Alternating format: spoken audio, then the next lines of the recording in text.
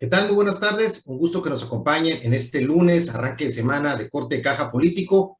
Mi nombre es Jesús Villegas Gastelum y como siempre, un gusto que nos acompañen temas interesantes de la agenda de temas políticos, de gobierno, que seguramente van a ser de su interés. Así que quédese con nosotros. Arrancamos Corte de Caja. Bienvenidos.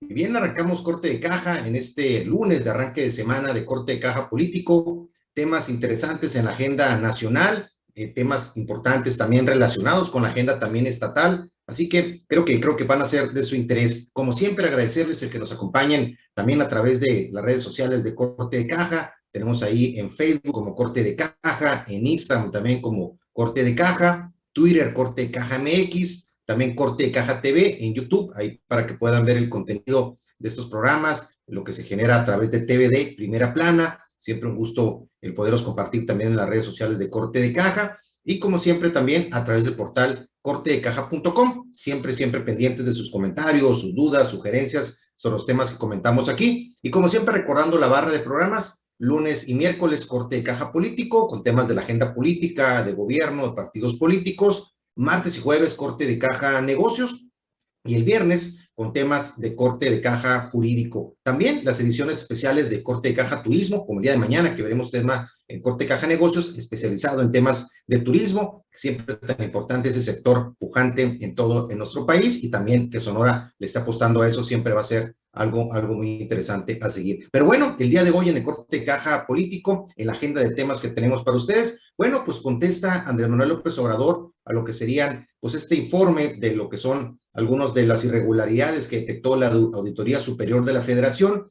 Siempre cada tanto tiempo cuando se dan a conocer estos informes, pues bueno, se detectan ahí irregularidades en múltiples dependencias públicas y las entidades federativas, etcétera. Y bueno, ya el día de hoy el presidente tiene que entrar al tema. Una vez que se conoce este informe de la Auditoría Superior de la Federación, vamos a ver cuál fue la respuesta del presidente a estas irregularidades detectadas durante la cuenta del 2020, de la que se está en este momento analizando. Por otro lado también, bueno, pues cuáles son ahí algunas de las áreas más importantes donde detectó la Auditoría Superior de la Federación estas irregularidades que estamos platicando, qué tanto son las entidades federativas las que son sujetas a estas observaciones, qué tanto es parte del gobierno federal. Por otro lado también, bueno, pues básicamente el gobierno de Sonora, en este caso encabezado por Claudio Pavlovich en el ejercicio 2020, como comentamos, también habría estado salpicada también ahí con parte de esta inercia negativa de irregularidades detectadas. Sonora sería, a pesar de lo que tanto dijeron durante más de 6 años, durante 6 años de Claudio Pavlovich, de que el tema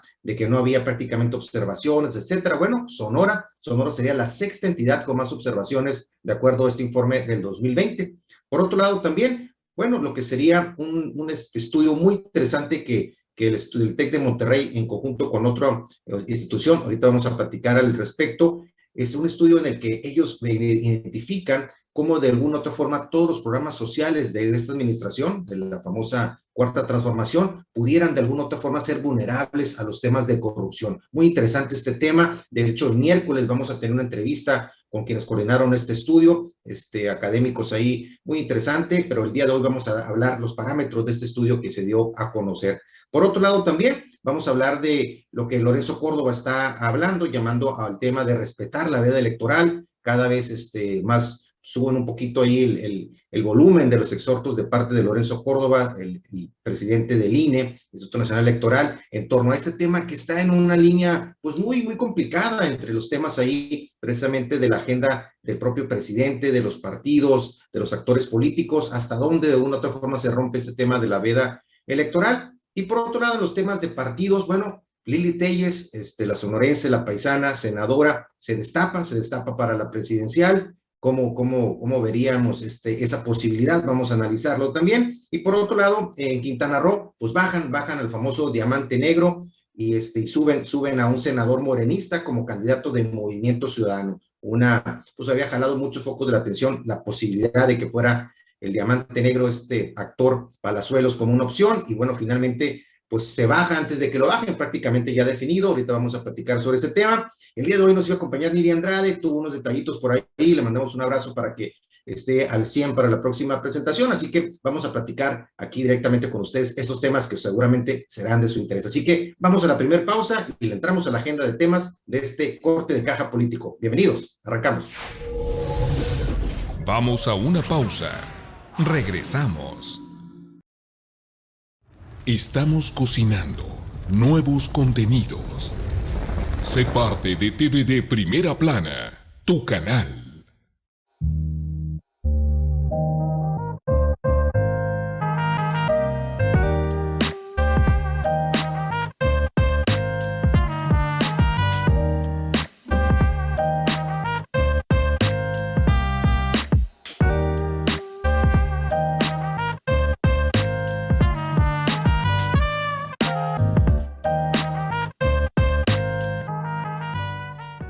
Tú también evoluciona.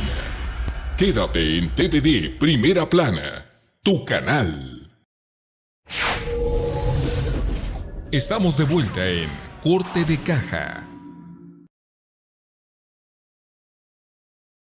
Y bien, regresamos aquí a Corte de Caja. Un gusto que nos sigan acompañando en este corte de caja política de temas de gobierno, temas de la agenda pública nacional. Y bueno, el tema que sin lugar a dudas todo el fin de semana empezó a generar ahí atención y cuál va a ser la forma como el presidente iba a tocar el tema, tiene que ver con las irregularidades que la cuenta pública 2020 arrojó de acuerdo al análisis de la Auditoría Superior de la Federación. Y bueno, básicamente estamos hablando de que la Auditoría Superior de la Federación, la ASF, habría documentado probables daños al erario público, a lo que serían las finanzas de nuestro país, por más de 63,000 millones de pesos. De esos 63,000 millones de pesos, prácticamente unos 2,200 prácticamente ya habrían sido de alguna otra forma aclarados con recuperaciones dentro de los procesos que se siguen en la Auditoría Superior de la Federación, pero estarían todavía pendientes de aclaración más de 60,000 millones de pesos. Entonces, de alguna otra forma, un tema, ahorita vamos a desglosar ahí de dónde se dieron las principales irregularidades de parte detectadas por la Auditoría Superior de la Federación, pero bueno, el presidente López Obrador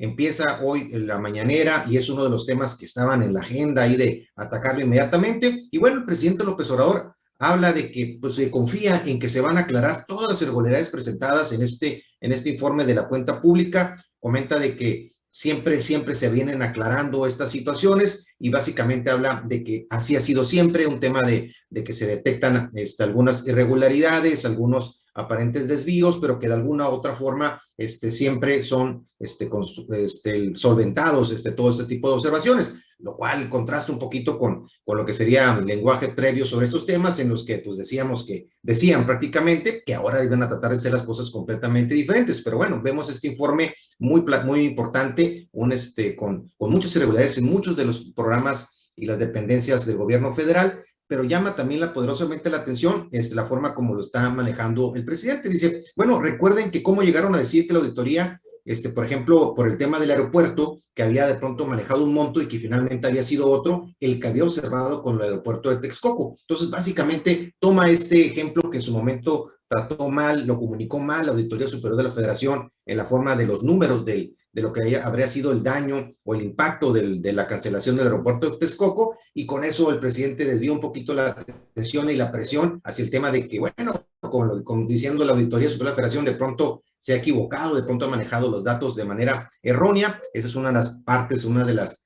vertientes como el presidente toca el tema, y por el otro lado, como decíamos, hablando de que siempre de alguna u otra forma son corregidas estas observaciones. Sin embargo, llama la atención de que la idea de esta nueva administración federal, que bueno, ya lleva prácticamente 3 años, ya pasó la frontera de los 3 años, pues hablaba de que iban a hacer las cosas diferente para evitar ese tipo de situaciones. Y esto, de alguna u otra forma, pues básicamente habla de que habrá cero impunidad en este tema, que ya hay un tema de cambio de gobierno, un cambio de combate a la corrupción, y básicamente el discurso se fue por ese lado de parte del presidente. Sin embargo, no entró a los detalles específicos, hablando de que próximamente se estarían dando informes y de algunas aclaraciones de manera particular sobre algunas de esas observaciones detectadas por la Auditoría Superior de la Federación. Ahora, hablando de manera específica de cuáles son estas irregularidades, bueno, como comentábamos, son más de 60,000 millones de pesos y estamos hablando de que una parte importante, y yo creo que ese es uno de los temas que vale la pena sopesar, es de que un porcentaje muy importante, prácticamente el 65% de estos más de 60,000 millones de pesos observados, serían de las entidades federativas. Los estados tendrían una gran parte de lo que serían las observaciones en las irregularidades en el manejo de los recursos públicos. Pero dentro de lo que serían las observaciones de parte de lo que sería el gobierno federal, bueno, básicamente estamos hablando de que hay algunas de lo que serían entidades y proyectos insignia que estarían pues de alguna otra forma observados, tanto el Tren Maya, proyectos relacionados con todos los proyectos insignias del gobierno federal, estarían de alguna otra forma marcados. Ahora, ¿qué pasa con el tema de las entidades federativas? Un dato que, como le comentamos, es importante el no dejar de observar. 65% de esas observaciones tiene que ver con el tema de las entidades, y ahí vemos cuál sería el top de las entidades federativas con mayor número de observaciones y montos, ¿no? Básicamente. La Ciudad de México sería el número 1 con más de 6,235 millones de pesos. Oaxaca sería el segundo con un monto probable de daño, porque se habla todavía como probable, de 4,814 millones de pesos. Nayarit sería la número 3 con 3,271. Michoacán, la número 4 con 3,195. Guerrero con más de 3,000 millones de pesos, 3,009, apenas pasando los 3,000. Y ahí viene Sonora. Sonora sería la sexta entidad con el mayor número de observaciones y probable daño al erario público, probable daño a las finanzas nacionales, por un monto de más de 2,477 millones de pesos. Y ahí es donde, bueno, nos preguntamos, pues bueno, ¿dónde estaba entonces a esa famosa cero observaciones y ese cambio en la forma de manejar el tema de los recursos públicos del gobierno de Claudia Pavlovich, de lo que es la exgobernadora premiada recientemente con la posibilidad de irse a Barcelona, avalada ya por el gobierno federal, y ahí es donde prácticamente vemos las incongruencias entre lo dicho y lo hecho. Independientemente de que algunas de estas observaciones por este monto son más de 2,000, casi 2,500 millones de pesos, pudieran ser de alguna otra forma solventadas, algunas desde el punto de vista jurídico. Sin embargo, el monto llama poderosamente la atención cuando se hablaba aquí el discurso que se estuvo manejando en Sonora por prácticamente los 6 años del gobierno de Claudia Pavlovich, era de que era un gobierno en el que había transparencia en el manejo de los recursos públicos, que no había temas de observaciones de parte de las entidades auditoras, tanto federales como estatales, y esto contrarresta mucho, sobre todo con el tema de lo que sería el famoso ISAF, el Instituto Superior de Auditoría de aquí, de lo que sería el Estado, y vemos que realmente contrarresta contra estas observaciones del órgano federal. Prácticamente por alguna razón, no es simplemente casualidad de que se haya quitado, se haya cambiado lo que sería el titular de lo que sería el órgano auditor estatal, que prácticamente, si así de manera oscurita, habría presentado su renuncia el anterior titular de lo que sería el Instituto de Auditoría del Estado, y prácticamente es un área que próximamente, que ya se está manejando de manera interina por gente y a toda la confianza ya del gobernador Alfonso Durazo, pero que de alguna otra forma es lo que nos lleva a pensar cómo realmente fue una simulación, aparentemente, como fue el manejo de las observaciones derivadas del ejercicio de los recursos públicos en nuestro estado. Temas delicados, importante de que de alguna otra forma lo quienes serían la nueva cabeza o que vaya a ser en su momento la cabeza formal, oficial del Instituto de Fiscalización de Sonora, de alguna otra forma tenga un seguimiento a muchas de las áreas que en su momento se manejaron con probabilidades de irregularidades en el manejo de recursos públicos. Creo que es una parte, va a ser muy importante del nuevo titular o la titular que vaya a ser en su momento del ISAF. Creo que es una parte clave de parte de básicamente de esa nueva estrategia que trae el gobierno estatal encabezado por Alfonso Durazo. Creo que es un área muy importante. ¿Quién va a ser el titular de esta área? Se hablan de diferentes personalidades muy cercanas al gobernador que de manera formal puedan tomar la batuta de esta área, pero creo que es una de las asignaturas pendientes para poder tener prácticamente un antes y un después con el manejo de las auditorías a los recursos públicos, porque claramente estamos viendo con estos números que la auditoría de la federación detectaba cosas que realmente a nivel local, pues prácticamente pasaban de noche con los auditores, no se estaban haciendo quizás siguiendo los protocolos de investigación que deberían de haberse seguido, y en ese sentido creo que es un área importante a seguir, y que de alguna otra forma, ahorita vamos a comentar regresando del corte, tiene que ver también con un proyecto que trae ahí el gobierno del estado, el gobernador de manera particular, para entrar a este tema, y tiene que ver también con una sinergia muy importante con el Congreso del Estado. Pero si le parece, vamos a platicar de esto regresando al corte, así que regresamos rapidito aquí a Corte de Caja. Vamos a una pausa. Regresamos. Estamos cocinando nuevos contenidos. Sé parte de TVD Primera Plana, tu canal.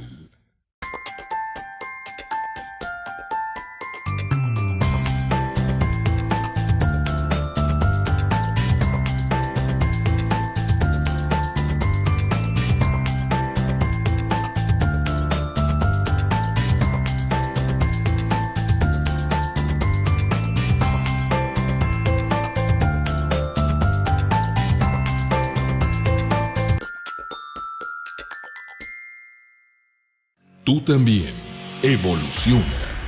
Quédate en TVD Primera Plana, tu canal. Estamos de vuelta en Corte de Caja. Y bien, regresamos aquí a Corte de Caja político, en este lunes de arranque de semana. Estamos platicando del tema de las irregularidades detectadas por la Auditoría Superior de la Federación, el cómo Sonora está en el top 6, el sexto lugar a nivel nacional en el número de observaciones detectadas, casi 2.800 millones de pesos detectados, y cómo de alguna otra forma, aparentemente el gobierno del estado, encabezado por Alfonso Durazo, estaría entrándole a este tema. De entrada, se hizo a un lado lo que habría sido el titular anterior con la administración de Claudio Pavlovich, todavía tenía tiempo incluso para poderse haber mantenido en lo que sería esa posición. Sin embargo, creo que claramente se da una negociación, él se hace a un lado para evitarse ahí una confrontación con el actual titular del gobierno estatal, y será un área que de alguna otra forma, lo que planteábamos ahorita, es de que se va a fusionar nuevamente. Hay un proyecto en el que se regresarían las atribuciones de la AES, lo que sería el ISAF, a que tenga realmente control sobre ella el Congreso del Estado. ¿Cuáles de alguna otra forma era como se manejaba anteriormente? Se estaría regresando entonces la facultad de la fiscalización de recursos a lo que sería el Congreso estatal. Eso tiene muchos sentidos desde el punto de operatividad y el manejo de los recursos públicos si realmente hubiera una división de poderes como hipotéticamente debiera existir entre el legislativo y el ejecutivo. ¿Por qué? Porque finalmente quien estaría aprobando o quien aprueba, de hecho, los presupuestos es a iniciativa del Ejecutivo, los aprueba el Legislativo, los diputados locales, los 33 diputados que usted y yo tenemos en nuestro estado, que muchas veces parecería que nada más están para levantar la mano ahí, el voto que se les pide para las iniciativas que manda el gobierno, el gobernador en turno, pero realmente deberían estar defendiendo los intereses de todos los ciudadanos de nuestro estado. En ese sentido, al ser los diputados quienes aprueban el presupuesto y las diferentes asignaciones a cada una de las dependencias, tiene todo el sentido que sean ellos mismos o un área relacionada con los diputados quienes fiscalicen y quienes estén al pendiente de que se estén gastando de manera correcta los recursos y de manera oportuna los recursos como debiera ser. Debería ser una parte, una de las facultades. Así funcionan en algunas de las economías más desarrolladas y más eficientes en la fiscalización de recursos, caso de Estados Unidos, varios países europeos, en los que es la manera como se sigue pues una forma más estricta, más correcta el manejo de los recursos. Así que por ahí estaría la apuesta del gobernador en turno, en concordancia con los diputados, de regresar esas atribuciones. Habría una fusión de alguna otra manera entre lo que es el órgano de control y fiscalización que existe en la Cámara de Diputados con esta parte de lo que sería el ISAF. Creo que interesante que se vaya a dar esta posibilidad, si sirve para que realmente vaya a haber un ejercicio de una otra forma imparcial, profesional, de los recursos públicos que se gastan en las entidades y en los propios municipios, porque realmente el sabor que nos queda a los sonorenses viendo estas situaciones, estos informes que se presentan de manera cotidiana, pues es pintadas prácticamente, sin uñas, sin dientes, con titulares que prácticamente solo voltean hacia un lado, coyunturas políticas, y que realmente de nada, ni a usted ni a mí, nos ha servido el tener ese tipo de organismos de auditoría, cuando realmente van desfasadísimos con el tiempo, realmente al final no tienen consecuencias muchas de sus observaciones por la falta de dientes jurídicos, los lineamientos legales que le permitan que haya consecuencias para los servidores públicos que hayan incurrido en faltas importantes, y también el tema de la independencia del Ejecutivo, que es una parte importantísima, y que ojalá esta posibilidad, este proyecto que está trabajándose de manera importante entre el Ejecutivo y el Legislativo actual, pues pueda rendir estos frutos que se están esperando. Y complementando básicamente el tema de lo que serían las observaciones detectadas, bueno, así como hablábamos ahorita de cuáles son los estados, los peores estados a nivel nacional en cuanto a observaciones, también hay que observar qué estados están haciendo bien la tarea a nivel nacional. Si bien claramente estados como incluso Sonora no hizo la tarea correcta de manejar de manera correcta y pulcra el manejo de los recursos públicos, bueno, hay estados en los que las observaciones son realmente muy pequeñas en comparación con los que estamos escuchando ahorita. Estamos hablando, por ejemplo, que los que menos tendrían, por ejemplo, menores probables daños al erario público el menor sería, por ejemplo, en este caso, Aguascalientes, con solo 41 millones de pesos en observación en este momento. Guanajuato, 45 millones y Yucatán, 73 millones. Algo están haciendo bien esos estados, 41, como dijimos, Guanajuato, 45, Guanajuato 45, 41 Aguascalientes y 73 Yucatán. Algo están haciendo bien en esos estados. Yo creo que es importante darle seguimiento a la forma como están observando y como están participando la auditoría en locales en estos recursos. ¿Por qué? Porque prácticamente es un reflejo de lo que se está haciendo correctamente con este manejo, así que creo que vale la pena seguirle. Ahora, cerrando la pinza de cuáles son las dependencias del gobierno federal que tuvieron mayores observaciones, bueno, entrada, por ejemplo, está el sector de agricultura, desarrollo rural, que tendría observaciones de probable daño al erario por más de 9,000 millones de pesos. Está el sector salud, un sector muy controvertido, un sector que ha estado pues prácticamente en la palestra de lo que sería el foco de atención de muchísimos actores políticos y también actores incluso empresariales que han estado de ONGs pendientes de ello. Bueno, habría observaciones por más de 2,750 millones de pesos. Pemex, por ejemplo, y CFE tendrían casi 2,000 millones de pesos, 1,926. Otro también que tuvieron también observaciones importantes es el rubro, por ejemplo, de aportaciones a seguridad social. En esta, por ejemplo, el área de bienestar habría tenido observaciones por 1,230 millones de pesos. El área de comunicaciones y transportes, más de 1,150 millones de pesos. Educación, el área de educación del gobierno federal también con 1,083 millones de pesos. Y también áreas como economía, 704, la propia Secretaría de Hacienda, 305 millones, y el área de turismo, 267 millones de pesos. A partir de este momento de que se presenta esta observación de parte del Auditorio Superior David Colmenares, se tendrían 30 días para aclarar y en su caso solventar estas observaciones de la Auditoría Superior de la Federación. Así que yo creo que va a ser un plazo muy importante a seguir, el cómo se van a tratar de solventar estas irregularidades y cuáles son las que de plano no van a poder pasar esa frontera esos 30 días en que se puedan solventar, y yo creo que esas son las zonas con las que habría que irse con lupa, tanto en las entidades federativas como con el gobierno federal, porque ahí sí pudiera ya escalar la situación y ahí sí podría ya haber más elementos para pensar de un desfalco, de una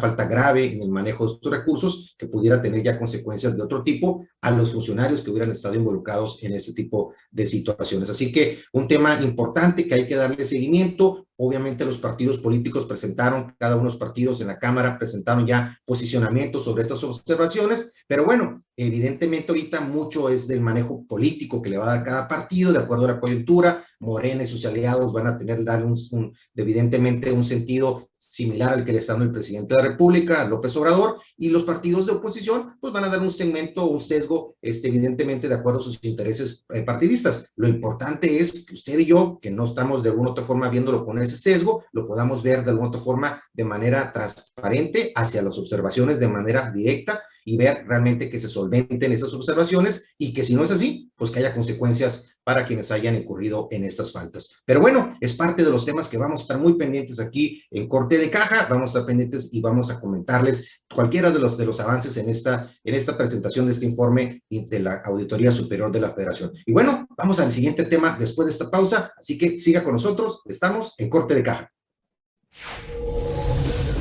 Vamos a una pausa. Regresamos. El que busca, encuentra. Tú ya no busques más. Estás en TVD Primera Plana, tu canal. ¿Buscas una imprenta rápida con la mejor calidad al mejor precio? PP Digital es la solución. Tabloides, invitaciones, volantes, libros y mucho más. Búscanos en Heriberto Aja número 17, entre Zacatecas y San Luis Potosí. Imprenta PP Digital. De primera mano las noticias. Estamos listos para llenar esa necesidad de informarse de usted, pero en tiempo real, de todo, de primera mano con Ruiz Guirín. Con el estilo único de Francisco Javier Ruiz Guirín, de primera mano. Estamos de vuelta en Corte de Caja.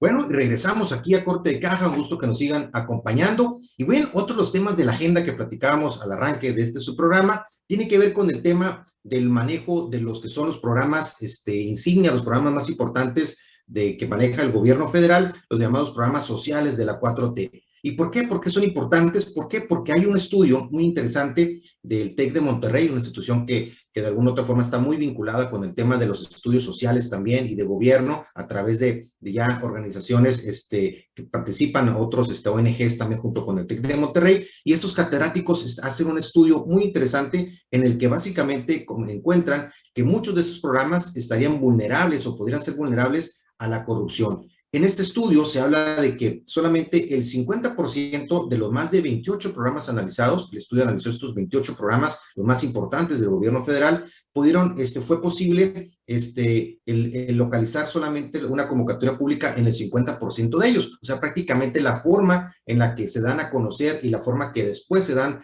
la distribución o la asignación de estos recursos, pues es a todas luces poco transparente en la mitad de los casos. Y esto evidentemente puede ser tomado como muchas veces se ha comentado, como una bandera política en el tema del reparto de los recursos y las famosas políticas clientelares hacia bases específicas de acuerdo a las afinidades políticas y partidistas. En ese sentido, los que serían este estudio que fue difundido apenas este fin de semana, que como comentamos, el próximo miércoles vamos a tener a uno de los coordinadores de los dos que fueron los importantes de este proyecto, que estaría muy involucrado en el tema de este estudio para que nos dé a conocer los detalles específicos de este estudio. Creo que vale mucho la pena platicarlo con él. Estamos hablando aquí de que se evaluaron, como comentamos, 28 programas sociales. Durante el tema de la pandemia también fue contemplado este estudio y en 8 estados del país, y de esta forma tiene una cobertura nacional este estudio. De manera así, adelantando un poquito en el caso de este estudio, solamente el 18% de los programas publicaron información en cuanto a la dispersión geográfica de los recursos, prácticamente en qué estados se iban a repartir. Solamente 29% de los programas, o sea, casi el 30%, estaban alineados con lo que sería el presupuesto versus lo que fue al final implementado. O sea, básicamente se empataba lo que estaba estimado de origen contra lo que finalmente se entregó. También se identificaron áreas de riesgo evidente de corrupción asociadas con el desvío de recursos por el tema que comentábamos de clientelismo y uso político electoral de estos programas. En cuestiones operativas, como comentamos, solamente el 50% de ellos fue posible encontrar la convocatoria pública para poder ser beneficiario de estos programas. Y también, básicamente, se habla de que no se cuentan con un mecanismo de comité de vigilancia o un mecanismo afín en prácticamente el 79% de ellos. Tampoco no hay una forma en la que se puedan expresar quejas o de alguna otra forma aclaraciones sobre el mismo. Es complicado el poder presentarlas cuando no se está conforme que alguna entidad o que alguna persona quede fuera de esos programas. No hay una vía. En el 18% no tienen manera de que puedan tener un vínculo para quejarse, para pedir una aclaración. No hay este mecanismo en la mayoría del 20% de esos programas. también solamente 4 de ellos, de estos 28 analizados, solamente 4 cuentan con auditorías financieras, lo cual habla mucho de la probabilidad de opacidad y falta de transparencia en el manejo de estos recursos. Solamente el 25% de ellos también han estado sujetos a una evaluación en el tema, por ejemplo, relacionada con el Coneval, con el Consejo Nacional de Evaluación, vinculada con lo que sería la dispersión o el manejo de programas de impacto social como estos y que no tienen en este momento una relación directa con la Coneval. Por otro lado, una de las líderes del proyecto, vamos nosotros a hablar con Alfredo Elizondo el próximo miércoles.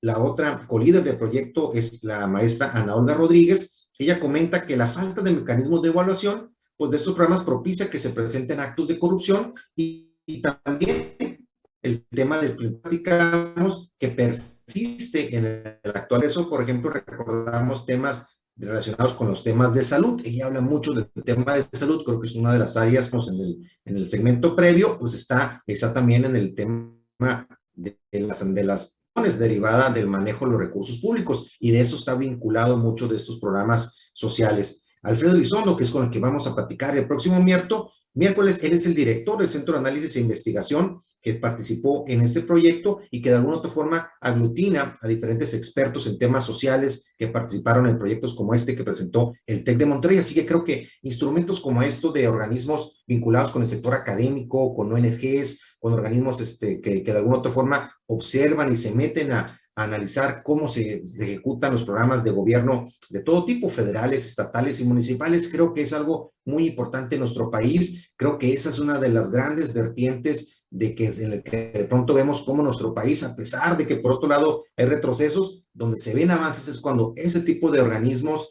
vinculados con la academia, vinculados con las empresas, vinculados con ONGs, participan en la fiscalización, en el análisis, en las propuestas de una mejor distribución y manejo de los recursos públicos. Es en la medida en que vemos que nuestro país va avanzando también en el sentido correcto, en la parte de la transparencia, en todos los sentidos de la información, y creo que este tipo de estudios creo que vale la pena el darlos a conocer, vale la pena que se conozcan más detalles para estar pendiente de todo lo que puede ser programas derivados de esto, porque una cosa es que los políticos digan que se está combatiendo la corrupción, que prácticamente es la bandera en el momento, tanto a nivel federal como a nivel estatal y en los propios municipios, pero otra cosa es de que organismos como al final ventilen la realidad de los temas y veamos, por ejemplo, como este estudio preliminar que dice de que prácticamente el 50% de ellos, pues en lo oscurito prácticamente se estarían otorgando los criterios para otorgarlos, y en ese sentido, pues habla de una posible opacidad y probable corrupción en el manejo de estos recursos. Así que interesante este estudio que presenta el Tecnológico de Monterrey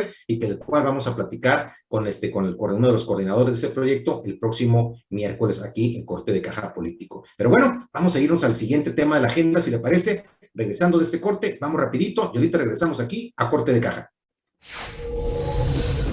Vamos a una pausa. Regresamos.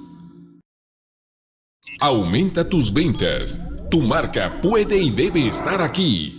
TVD, la nueva forma de hacer televisión. TVD Primera Plana, tu canal. Hospital CIM Hermosillo, siempre a la vanguardia de la tecnología. Hoy cuenta con el nuevo equipo de endoscopía para vías biliares Spyglass, evitando las cirugías, ya sea laparoscópica o abierta, además disminuye los tiempos de internamiento. Hospital CIM Hermosillo, el único hospital que tiene convenio con Boston Scientific y donde puedes contar con este servicio.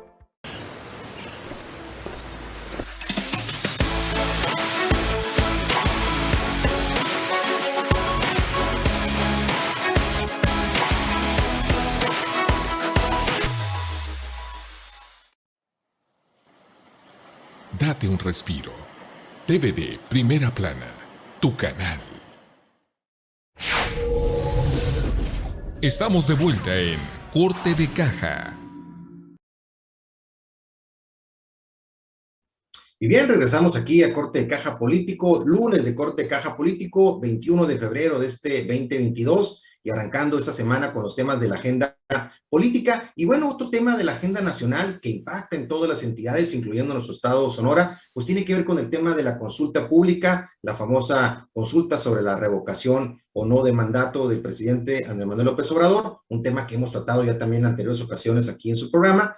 Y bueno, importante la postura que está, pues de una u otra forma, cada vez posicionando más fuerte el titular de lo que es el INE, Lorenzo Córdoba. ¿Por qué? Porque prácticamente le está dando de la importancia de que los actores políticos respeten el tema de la veda electoral relacionada con esta consulta. ¿Por qué? Para que de una u otra forma no influyan o no estén influyendo en lo que pudiera ser pues el sentido de quienes vayan finalmente a participar en esta consulta. Usted y yo, que a lo mejor estamos pensando si participamos o no en esta consulta, creo que vale la pena el que de alguna u otra forma estemos pendientes de lo que dicen los propios actores políticos de una u otra forma, pero también lo que la autoridad electoral, como en este caso el INE, pues habla sobre los límites de hasta dónde sí, hasta dónde no, cada uno de los actores políticos deben de participar. El presidente del INE, Lorenzo Córdoba, claramente pues ha tenido pues lo que son algunas fricciones con el titular del Ejecutivo, con el presidente López Obrador, también con varios de los dirigentes de Morena, en el sentido de la forma en que ha manejado el INE, pues se habla también ahí de que hay toda una línea también de política en el sentido de quitarle atribuciones y poder al INE. El tema de la revocación de mandato en sí, pues prácticamente fue un pulso, fueron un juego de vencidas, como decíamos anteriormente, entre los dos, en el sentido de que si se había los recursos públicos suficientes para poder hacer esta consulta, si se iba a hacer de la forma en la que sería la correcta y segura. Finalmente se llegó pues prácticamente a un punto medio, no fue ni tan chiquita como originalmente se hablaba, las posibilidades de hacerla el INE, ni tampoco de manera completa como estaba exigiendo el gobierno federal. Al final es una estrategia que se va a seguir de logística de este operativo electoral, pues prácticamente en una medianía entre las dos posiciones que originalmente había. Pero estamos hablando de que estamos ya a prácticamente menos de 50 días para este ejercicio, y en este caso el presidente cuenta ya con más del 70%, el presidente del INE, con más del 70% de las casi 300,000 personas que se van a ocupar para ese operativo. Son, de hecho, de manera exacta, son más de 287,000 personas que van a recibir y contar el voto.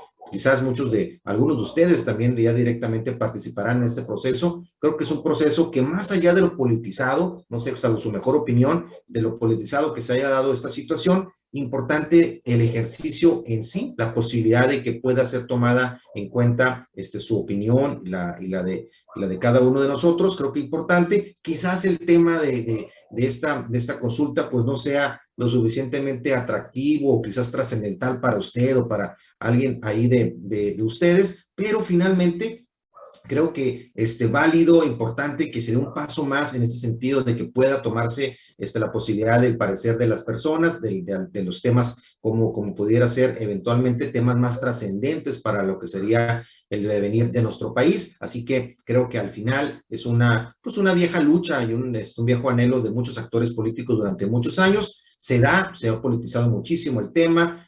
Quizás la trascendencia de la pregunta no sea quizás lo estratégica que muchos estarían buscando, pero creo que el ejercicio en sí habla de un avance en el tema de prácticamente nuestro desarrollo como nación en el tema de participación política. En ese sentido, Lorenzo Córdoba, pues como comentamos, pues habla de que los actores políticos respeten el tema de la veda electoral, se mantengan en esa línea, pues muy fina muchas veces entre dónde ya es proselitismo, dónde tienen que cambiar de pronto, por ejemplo, algunas de las expresiones de los actores políticos. Hace unos días, por ejemplo, exigieron, por ejemplo, ahí cambiar un Twitter, o que lo bajara un Twitter, por ejemplo, Claudia Sheinbaum, la jefa de gobierno, le exigió el INE, y algunos otros actores políticos a los cuales el INE los ha exhortado a que quiten de pronto cierto material que han compartido en sus redes sociales o posicionamientos en los que han participado, porque de alguna otra forma ahorita el tema de quién apoya o no apoya prácticamente, en este caso el presidente, como una de los actores principales en esta consulta, pues sería de alguna otra forma el elemento a seguir de parte del Instituto Nacional Electoral. Así que importante lo que está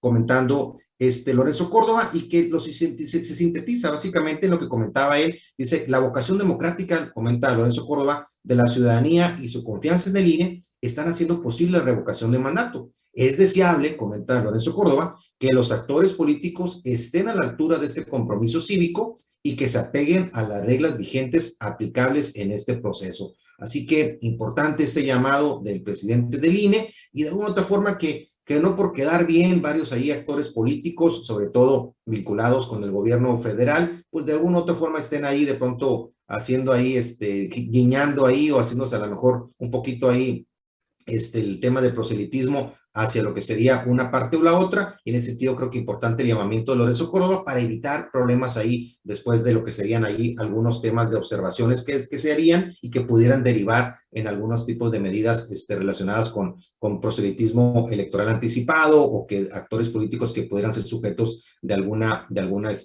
amonestación importante de parte. Cada vez falta menos para participar. No sé usted si tenga pensado en participar en este proceso. Hay mucha información al respecto, quizás a lo mejor hasta sobreinformación muchas veces sobre este tema, pero creo que vale la pena el que se informe usted con diferentes fuentes, el que tome su mejor decisión si es correcto o no participar y en qué sentido participar. Creo que siempre importante el que tengamos la posibilidad de participar como ciudadanos. Creo que siempre será una buena noticia y esa es la diferencia que tenemos en nuestro país respecto a otros países que todavía no tienen la posibilidad, algunos ciudadanos, de participar en las decisiones que se toman en nuestro país. Así que un tema que vamos a darle seguimiento aquí a Corte de Caja. Y bueno, vamos rapidito a una pausa para regresar con el siguiente segmento que tenemos preparado ya aquí en Corte de Caja. Regresamos. Vamos a una pausa. Regresamos. Continúa en sintonía de TVD Primera Plana, tu canal. Los tiempos cambiaron, los medios también. Evolucionamos nuestra manera de informar. Tomamos lo que es nuestro y trabajamos día a día para ejercer la libertad que merecemos. Donde cada paso nos acerca más, cada grito nos hace presentes. En la lucha por salir adelante, por expresarnos, por reclamar el lugar que nos corresponde. Jugamos limpio, haciendo las cosas con el corazón, pero con todo el coraje. Todos los días. Lo digital nos reivindica, el periodismo nos dignifica.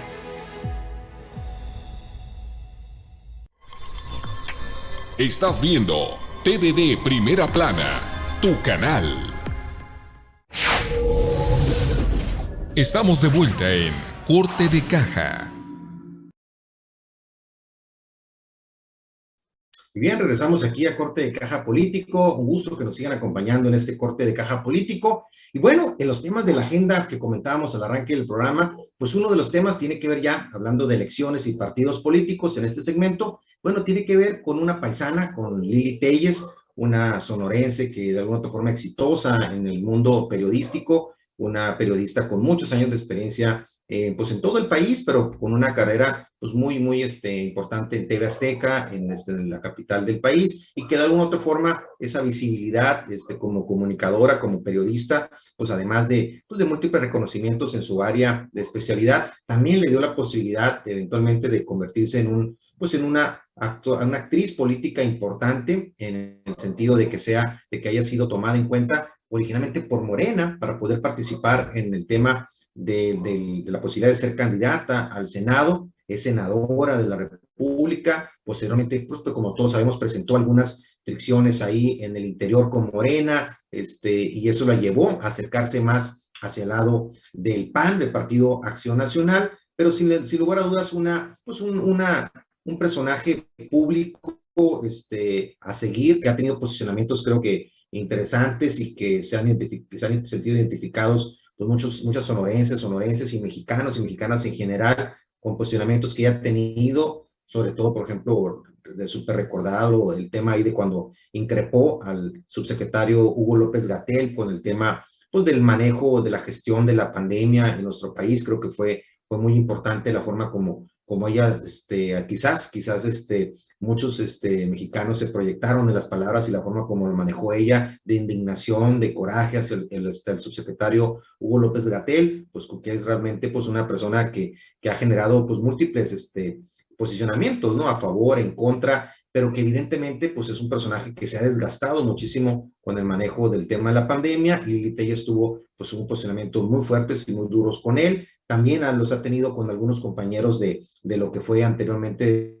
su fracción en Morena, también contra algunos otros actores políticos. También recordamos también incluso fricciones que tuvo con algunos compañeros, con algunos amigos del gremio periodístico aquí de comunicación en Sonora, que tuvo por ahí sus procesos ahí. Creo yo que era un proceso de quizás ahí a lo mejor de adaptación cuando recién estaba arrancando su aventura política, pero creo que importante finalmente el papel de Lili Telles en el firmamento del Senado de la República. Y bueno, ahora estamos hablando de la posibilidad de que ella, de acuerdo a palabras que está expresando, pudiera ser una contendiente o pudiera empezarse a contemplar como una contendiente para las presidenciales en el 2024. Ella prácticamente se va con un mensaje duro de posicionamiento para quizás ver cómo funciona la idea y ver cómo va a lo mejor permeando esa posibilidad. Y él habla, dice, me gustaría ver a AMLO tras las rejas, básicamente con ese grito de guerra a quien anteriormente le abrió la posibilidad de ser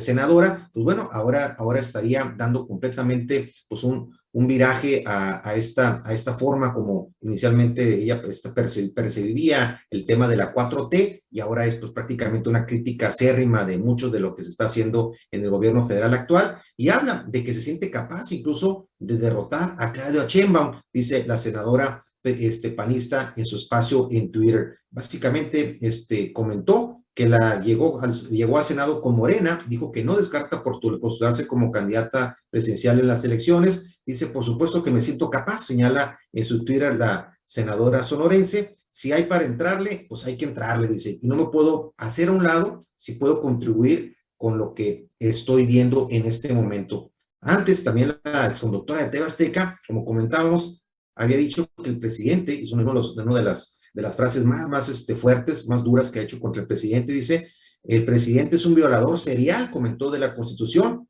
y que debe ser de una u otra forma una situación que debiera tener consecuencias. Entonces, por eso el endurecimiento del discurso de Lili Telles la lleva a decir temas como, frases como esta de meter a prisión a López Obrador, a su gabinete y a otras personas. Y yo le preguntaría a usted, con esta postura tan fuerte de Lili Telles, ¿le dará realmente para generar simpatías de parte de la oposición? Claramente la oposición requiere figuras que tengan jalón electoral para lo que sería el proceso electoral 2024. La oposición claramente pues está muy desarticulada, no ha podido tener la capacidad de generar cuadros que de alguna u otra forma sean atractivos a la ciudadanía. Platicábamos en el anterior corte de caja político el miércoles pasado, en el que analizábamos ahí las encuestas de los presidenciales, y ahí vemos cómo realmente la oposición muy rezagada, tanto por todos los partidos fuera en este momento del gobierno federal, están completamente con unas preferencias electorales muy bajas. Estamos viendo cómo el Partido Acción Nacional, el PRI,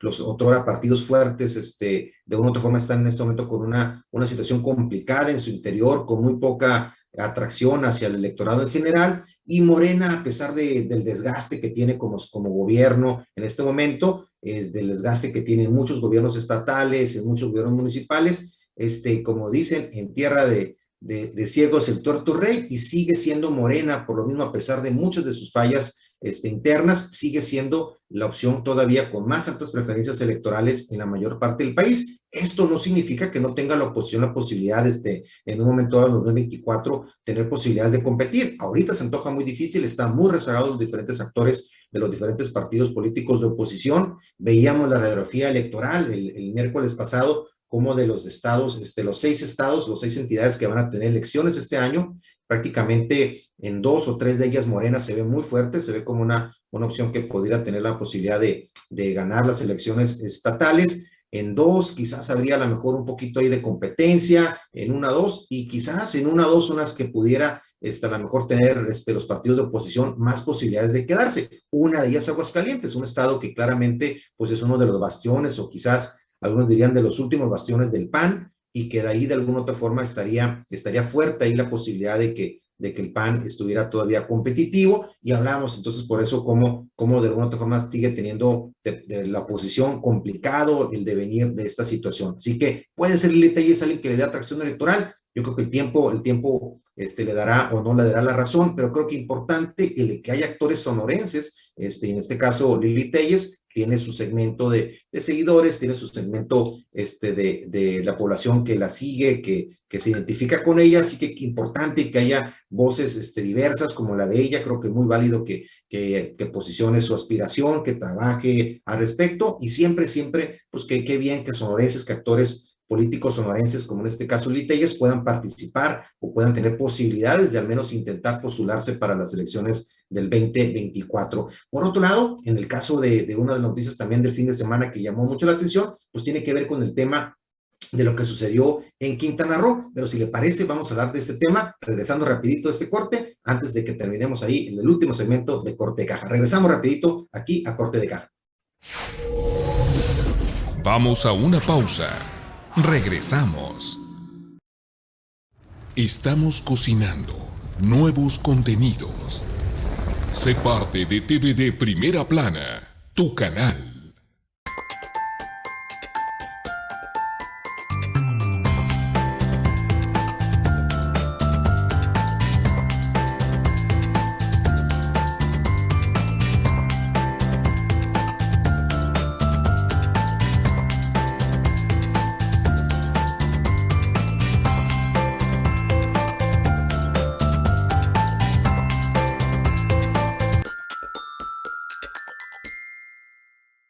Tú también evoluciona. Quédate en TVD Primera Plana, tu canal. Estamos de vuelta en Corte de Caja.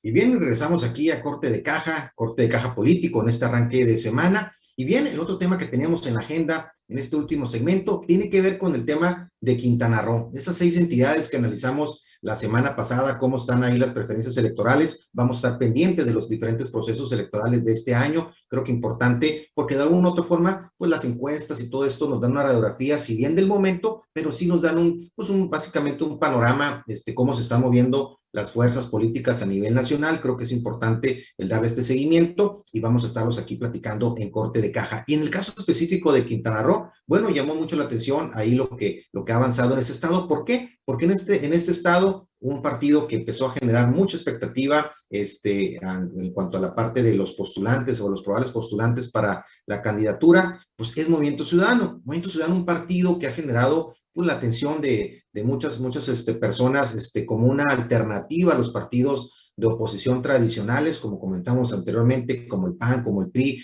que eran de estos partidos que anteriormente eran los que presentaban cuadros más competitivos. Bueno, Movimiento Ciudadano de pronto ha tenido un crecimiento importante, no en vano tiene pues dos gobernadores estatales emanados de ese partido en 2 de las entidades más importantes de nuestro país, Jalisco, que con Alfaro, y también Samuel García en Nuevo León. 2 estados muy importantes, prácticamente el 2 y el 3, si le ponemos como la Ciudad de México como el más importante, entonces le estaría la entidad federativa 2 y 3 como los estados más importantes a nivel nacional. Entonces no es casualidad, por lo tanto, el ascenso que ha tenido Movimiento Ciudadano a nivel nacional. En nuestro estado lo vimos como tuvo de pronto un movimiento de crecimiento importante en nuestro estado, con la figura cobijado por ahí por el papel que tuvo en su momento Ricardo Bursa aquí en Sonora. Desafortunadamente se desinfló prácticamente el Movimiento Ciudadano una vez que Ricardo Bursa abandonó el partido y abandonó la candidatura principalmente. A partir de ese momento se desinfló Movimiento Ciudadano, un partido que estaba creciendo de manera importante en nuestro estado. Pero bien, a nivel nacional sigue creciendo lo que sería el posicionamiento de este partido, y Quintana Roo se subió a esta posibilidad.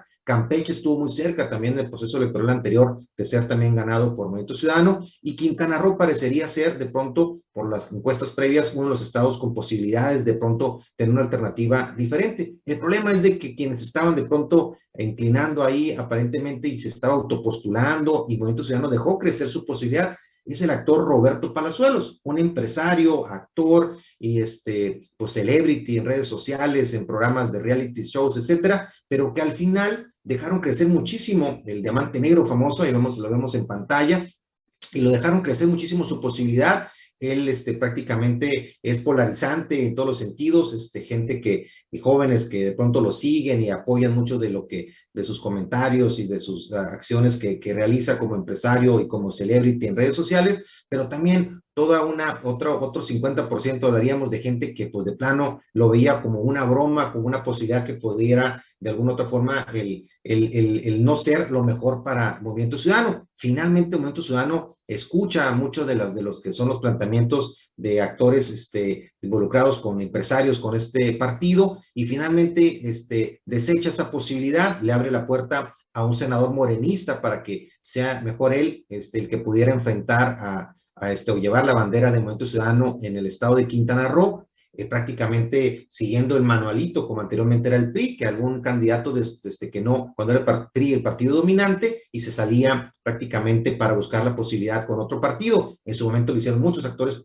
políticos, recordamos por ejemplo el caso de Monreal, que en este caso ahorita es una figura importante en Morena. Entonces, en este caso MC apuesta por esa posibilidad, se va mejor con un senador morenista, con una trayectoria pues un poco más tradicional y se quita esa posibilidad de irse simplemente por un tema de popularidad polarizante, como podría ser el caso del actor Roberto Palazuelos, y creo que esto es una señal muy interesante que manda Movimiento Ciudadano de que no va a ser prácticamente simplemente el tema de popularidad a ultranza, y creo que es una señal positiva si realmente ese partido quiere tener posibilidades de que se le tome en serio de cara a las próximas contiendas electorales. Así que creo que una medida que si bien puede ser discutida y a muchos gustarle o no gustarle, creo que al final le da una vialidad como partido y como atractivo para poder ser competitivo en otros estados. ¿Qué piensa usted al respecto? Importante siempre su opinión. Pero bien, pues por el día de hoy serían esos los temas en Corte de Caja. Un gusto que nos haya acompañado. Como siempre, desearles lo mejor para ustedes y sus familias.